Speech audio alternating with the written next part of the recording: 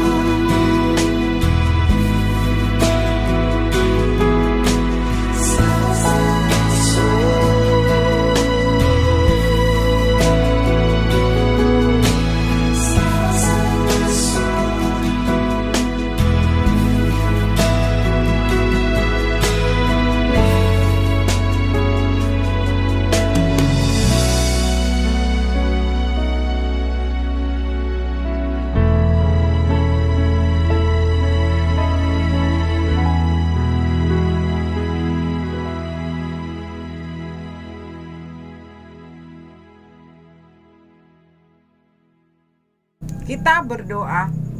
Bapa di surga, kami bersyukur dan berterima kasih atas pimpinan Tuhan kepada kami. Kami merasa kuat dan sehat pagi ini. Itu semua karena kasih-Mu kepada kami. Pagi ini Tuhan, persiapkan hati dan iman kami untuk menerima pelajaran yang diberikan guru kepada kami.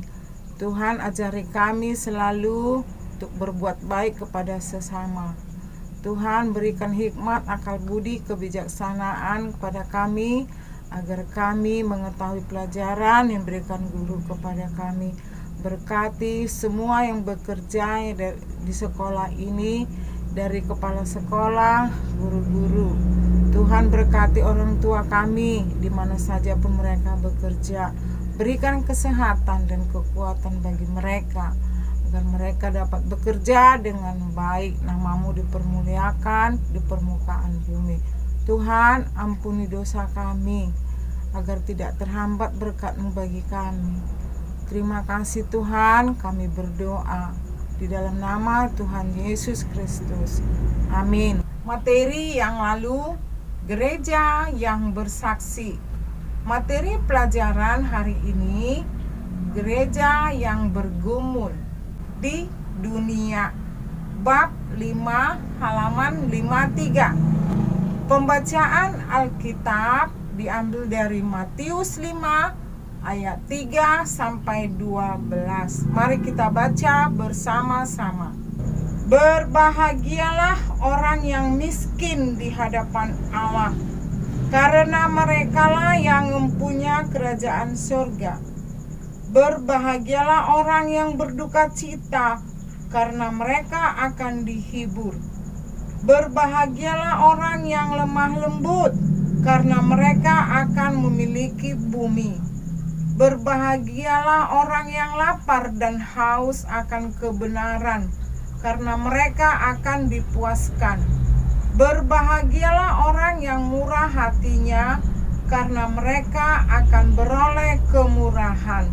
Berbahagialah orang yang suci hatinya, karena mereka akan melihat Allah. Berbahagialah orang yang membawa damai, karena mereka akan disebut anak-anak Allah. Berbahagialah orang yang dianiaya oleh sebab kebenaran, karena merekalah yang mempunyai kerajaan surga. Berbahagialah kamu, jika karena aku kamu dicela dan dianiaya, dan kepadamu difitnahkan segala yang jahat. Bersukacita dan bergembiralah, karena upahmu besar di surga. Sebab demikian juga telah dianiaya nabi-nabi yang sebelum kamu.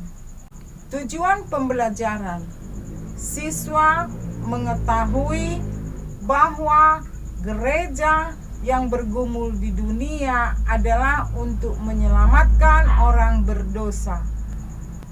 Anak-anak ibu, sebelum kita memulai pelajaran, ibu memberi post test. 1. Tuliskan arti kerajaan surga atau kerajaan Allah. 2. Tuliskan bunyi kitab Lukas 17 ayat 21 bagian B. Ibu memberikan waktu 5 menit untuk menjawab, baik yang di PJJ. Setelah selesai, kamu fotokan dan kirim. Bukunya kamu antar pada waktu konsultasi.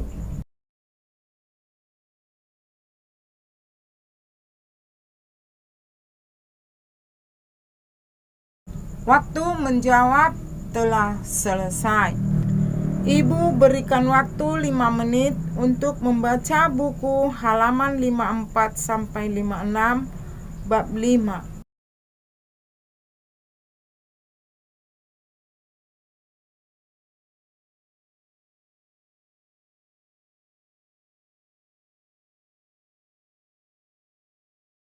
Waktu membaca telah selesai. Kita mulai ke materi. Pelajaran 1, kerajaan surga dalam pemberitaan Yesus. 2, ciri-ciri kehidupan warga kerajaan surga. Uraian 1. Kerajaan surga dalam pemberitaan Yesus. Kerajaan surga disebut kerajaan Allah. Kerajaan Allah adalah suatu tempat Allah atau tempat orang-orang percaya yang mau memikul salib Allah. Kerajaan Allah merupakan inti pengajaran Yesus Kristus dalam pelayanannya di muka bumi. Tuhan Yesus berkata dalam Lukas 17 ayat 21b, mengatakan, "Sesungguhnya kerajaan Allah ada di antara kamu." Artinya, kerajaan Allah adalah umat Allah yang ada di tempat Allah atau pemimpinnya pemerintahan Allah.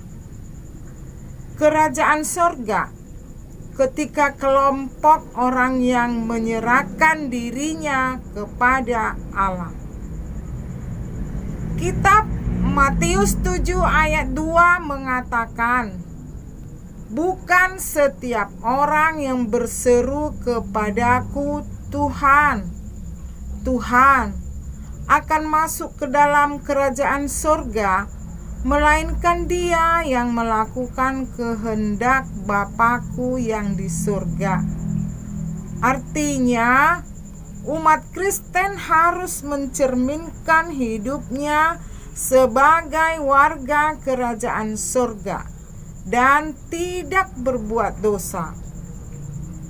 Yesus mengajarkan kita dalam kitab Matius 5 ayat 20, "Jika hidup keagamaanmu tidak lebih benar daripada hidup keagamaan ahli-ahli Taurat dan orang-orang Farisi, sesungguhnya kamu tidak akan masuk ke dalam kerajaan surga." Yesus menceritakan sebuah perumpamaan dua orang kakak beradik. Anak pertama menyatakan bersedia membantu ayahnya di ladang, ternyata tidak pergi. Anak kedua menolak pergi, namun pergi juga. Anak pertama mengaku melaksanakan kehendak Allah, namun praktiknya hidup tidak melakukan. Anak kedua menolak, tapi akhirnya menyesal dan bertobat, melaksanakannya di dalam hidupnya. Dari perumpamaan ini kita dapat menyimpulkan bahwa sekedar berkata ya kepada Tuhan, namun tidak menjalankan kehendaknya, tidaklah cukup. Nah, yang kedua, ciri-ciri kehidupan warga kerajaan surga.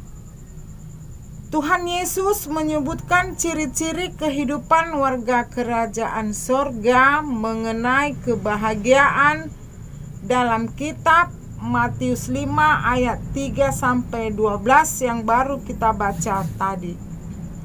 Yang berbahagia adalah orang yang berduka cita. Yang memiliki bumi adalah yang lemah lembut. Yang akan dipuaskan adalah orang-orang yang lapar dan haus akan kebenaran. Kata-kata Yesus menunjukkan bahwa Allah memihak kepada mereka yang lemah dan tidak berdaya. Sebuah ungkapan dalam bahasa Inggris mengatakan, "The best things in life are not things." Artinya, hal-hal terbaik dalam hidup kita bukanlah benda. Tujuannya, sia-sialah apabila kita mencari kebahagiaan dari benda-benda yang kita miliki. Hal-hal yang terbaik dalam hidup kita adalah keluarga kita, cinta kasih, sahabat-sahabat, dan sukacita yang sesungguhnya. Hal ini tidak dapat kita nilai dan beli dengan uang kita, dan tidak dapat kita bandingkan dengan harta dan uang kita. Kita diingatkan akan pengharapan akan kedatangan kerajaan Allah dalam ungkapan doa Bapa kami. Oleh karena itu, mari kita ingat Matius 5 ayat 3 sampai 12 tentang kebahagiaan. Sekarang kita kembali ke kesimpulan. Sebagai umat Kristen, kita terpanggil untuk mewujudkan nilai-nilai kerajaan sorga. Sebagai kerajaan Tuhan, kita perlu bekerja keras dalam membedakan apa yang menjadi kehendak Allah di bumi. Tibalah saatnya kepada postes. 1. Tuliskan tujuan hal-hal terbaik dalam hidup kita, bukanlah benda-benda yang kita miliki. 2. Tuliskan dalam kitab mana mengenai kebahagiaan. Kata penutup, baca buku halaman 50, bagian D, E, halaman 61, F. Kita berdoa. Terima kasih Tuhan, kami telah selesai belajar. Tuhan, biarlah pelajaran ini boleh kami praktekkan dalam kehidupan kami sehari-hari. Tuhan, kami mengakui bahwa kerajaan surga adalah di hati kami. Oleh karena itu Tuhan, sucikan hati kami agar kami dapat mempraktekkan pelajaran ini dalam kehidupan sehari-hari. Terima kasih Tuhan, di dalam nama Yesus kami berdoa. Amin. Sampai di sini pelajaran kita, sampai jumpa. Tuhan Yesus memberkati.